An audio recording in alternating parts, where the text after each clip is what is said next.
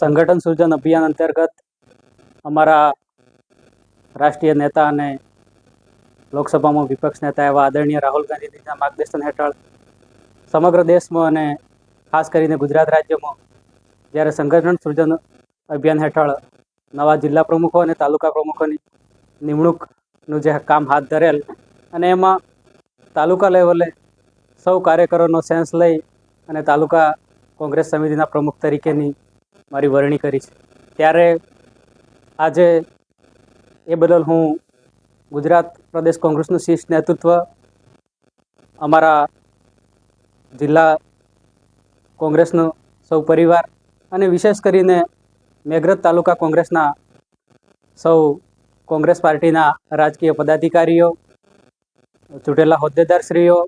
અને આખા તાલુકાના સૌ કોંગ્રેસ કાર્યકરોનો ખૂબ ખૂબ આભાર માનું છું કે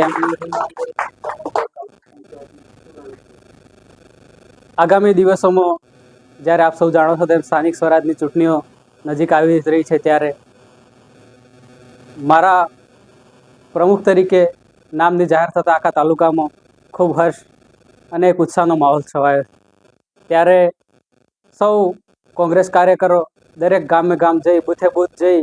અને આવનારી સ્થાનિક સ્વરાજની ચૂંટણીઓમાં કોંગ્રેસનો ભવ્ય વિજય થાય એવું અમે ચોક્કસ રણનીતિ ઘડી અને આગળનું પ્લાનિંગ કરીશું.